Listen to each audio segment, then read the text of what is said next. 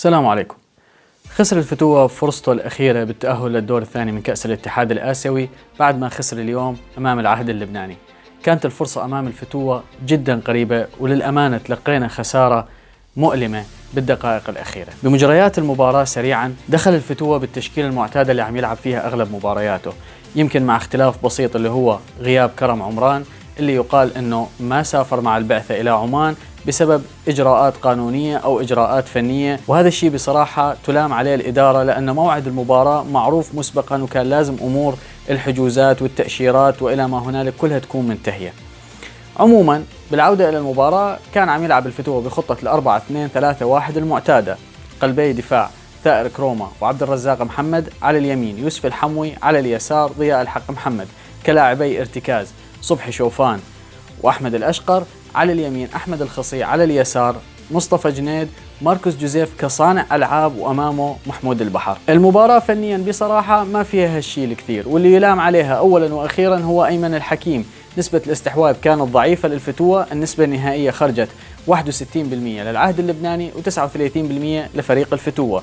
الفتوة كان متراجع بأغلب أوقات المباراة، عم يستقبل اللعب، وهاي النقاط حنحكي عنها أكثر وأكثر. خليكم معي لنهاية الفيديو، أتمنى تدعموني باللايك والشير والاشتراك. خلينا هلأ ندخل بالتفاصيل بشكل أكبر. الشوط الأول انتهى 0-0، ما كان في أي ملامح خطورة لا من فريق الفتوة ولا من العهد اللبناني. اللي حاب أركز عليه بصراحة هو طه موسى وثائر كروما. هذول اللاعبين هم لاعبين دوليين، وكمان هم الخبرة والأكبر بالفريق، يعني عمر يمكن ثائر كروما وطه موسى اثنينهم قريب ال 35-36 سنة، لكن بصراحة هم عم يرتكبوا أخطاء كارثية. في كرة أخطأ فيها طه موسى إنه يمسكها كانت ملعوبة من ركنية، كان ممكن الفتوة ياخذ منها الهدف الأول. ومثل ما ذكرت أن الشوط انتهى 0-0، ما كان في أي ملامح هجومية للفريق. دائما احنا عم نستقبل اللعب على أساس نحن مسكرين الخطوط. بصراحة الفتوة بافتكاك الكرة كان جدا ضعيف، والكرة الثانية دائما كمان كنا عم نخسرها. بصراحة أنا أتمنى أنه الكلام اللي قاله أيمن الحكيم للاعبين بين الشوطين أنه يذاع أو يطلع بطريقة أو بأخرى، وهذا الشيء على فكرة لا نوع عيب ولا نوع حرام. هيرفي رينار بهدل المنتخب السعودي بمباراة أمام الأرجنتين بين الشوطين، وكل العالم شاف. زيدان أشاد بلاعبيه بنهائي ريال مدريد. فأنا أتمنى أنه يطلع هذا الكلام بس حتى نفهم أنه أيمن الحكيم إيش هي التوجيهات اللي عم يعطيها للاعبين، لأنه لما دخلنا الشوط الثاني نحن من بداية الشوط وحتى الدقيقة 75 أو 72 اللي هي لحظة دخول الهدف، الفتوة متراجع وبشكل مرعب.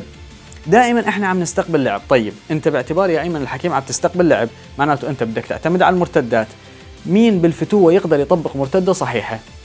كرم عمران غايب اللي هو على الاساس الاسرع، تمام. انت في عندك لاعب سريع؟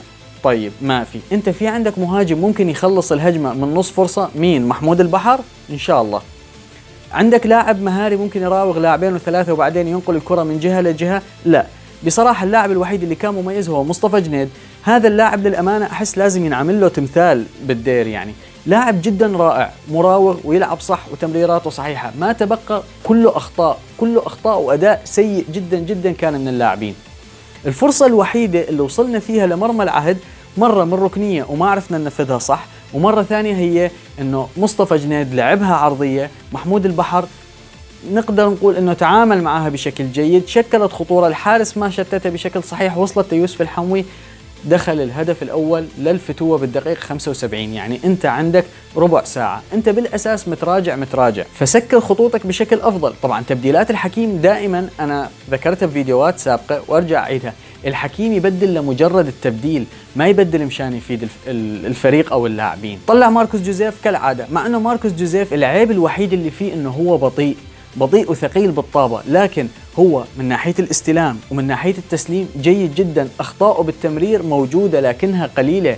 احنا عندنا لاعبين عم يعملوا كوارث بكرة القدم بالتمرير. بدلوا ونزل عدي جفال كمان لاعب بالوسط قائد صراحة يعني، وتمريراته جيدة بالاستلام والتسليم جيد، أفضل من غيره بكثير، رغم أنه كمان متقدم بالسن، الله يعطيه الصحة والعافية. والدليل على كلامي بأنه تبديلات الحكيم هي بس مجرد تبديلات، يعني تحسها كأنها شو، انه طلع محمود البحر ونزل عبد الرحمن الحسيني، يعني طلع مهاجم بمهاجم، تمام. وهو كان متقدم، او يمكن قبل ما يتقدم، ماني متذكر بصراحه، لانه عن جد من كثر ماني مزعوج ومقهور على هاي الفرصه اللي كانت بين ايدينا وضيعوها اللاعبين والمدرب.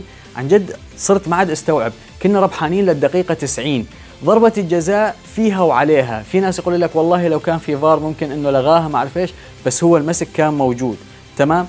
وبالدقيقة الأخيرة كمان إنه الدقيقة 96 اللاعب يخترق بين مدافعين ويتقدم ويواجه الحارس ويسجل جول، يعني هذا ضعف تركيز للأمانة، ويعني قلة فاعلية بالمباراة، وهاي يلام عليها المدافعين ويلام عليها أيمن الحكيم. كان لازم أنت تنزل مدافعين ينشطوا لك خط الدفاع، مو تنزل مهاجم مكان مهاجم، مو تطلع وتنزل الحنبضلي. يعني ما اعرف بصراحه ايش كان عم يفكر، واللاعبين ليش هيك انخفض تركيزهم على اخر 5 دقائق. انتهت المباراه وخسرنا وطلعنا من اتحاد اسيا. اخر فرصه كانت مو بس للفتوة ولكل الانديه السوريه انها تظل مشاركه كاس الاتحاد الاسيوي، لانه احنا من السنه الجايه حنشارك بشيء اسمه كاس المؤتمر ما اعرف ايش او التحدي، يعني تصنيف ثالث على مستوى اسيا. للاسف احنا للامانه خضنا هاي البطوله من دون جمهور، وهذا الشيء اثر علينا بشكل كبير، لكن صدقا الانديه اللي لعبنا معاها ما كانت بهالمستوى الكبير. احنا شاركنا ب5 مباريات، خسرنا 4 منها، خسرنا ذهاب اياب من النهضه العماني، وخسرنا من العهد هاي المباراه، وخسرنا من الفريق الفلسطيني اللي طلع وما كملوا، الله يفرج على فلسطين واهلها. احنا ربحانين مباراه واحده. يعني للامانه انت اذا بدك تقيم اداء ايمن الحكيم مع الفتوة قياسا على البطوله الاسيويه، صفر، اداء سيء جدا. يعني هو بإحدى المؤتمرات يطلع يقول لك نحن بكأس الاتحاد الآسيوي أدينا بس ما جبنا النتيجة. وين الأداء اللي عم بتأديه انت من ايام منتخب سوريا؟ ما بتعرف غير تدافع وتستقبل لعب، لكن اللي كان يخدمك انه بمنتخب سوريا كان عندك عمر خريبين وعمر السومة خدمك بمباراتين او 3. يعني بصراحة طريقة التفكير اللي يفكر بيها والتكتيك، يا اخي انا بدي اسأل سؤال لكل المتابعين وجاوبوني بالتعليقات اذا كان كلامي غلط. الحكيم للآن مع الفتوة خاض ما يقارب 15 أو 16 مباراة بين وديات وأساسيات. مين اللاعب اللي تطور مستواه تحت قيادة أيمن الحكيم؟ قولوا لي في هذا اللاعب كان مثلا هو وسط مو زيادة، حاليا هو صخرة، في لاعب هذا جناح ضعيف بس حاليا هو مميز. جاوبوني بالتعليقات، أنا ما راح أحكي حاليا. نقطة ثانية، نحن بدلائنا ضعاف بصراحة. التبديلات اللي عندنا عدي جفال، أيمن عبادي، عبد الرحمن الحسين، أحمد الحسين، حنبضلي، ما أعرف مين، هذول اللاعبين اللي عم ينزلوا يعني ما عم يضيفوا كمان للفريق. يا أخي اشتغلوا على حالكم شوي، والله العظيم حرام عليكم. شعب كامل نام مقهور بسببكم وبسبب السلبية والأداء الضعيف اللي كنتم عم بتأدوه بالمباراة. الرسالة الأخيرة للإدارة، بصراحة إدارة الفتوة مشكورة، عملت شيء ما انعمل بتاريخ دير الزور، وإنه إحنا قدرنا ناخذ الدوري السنة الماضية وإن شاء الله السنة راح ناخذ الدوري. لكن شفتم فريق العهد اللبناني مستوى المحترفين اللي عندهم؟ إحنا فرطنا بعلاء الدالي وحاليا هو هداف الدوري العراقي. شفتم هذا محمد الحلاق مع إنه سوري؟ شفتم إيش قد لاعب مميز ويقاتل ويلعب ويراوغ؟ ليش ما عندنا هاي النوعية من المحترفين أو اللاعبين؟ حتى الأجانب اللي موجودين بالفريق يا أخي لعبهم على الأرض ما أحلاه وما أسلسه.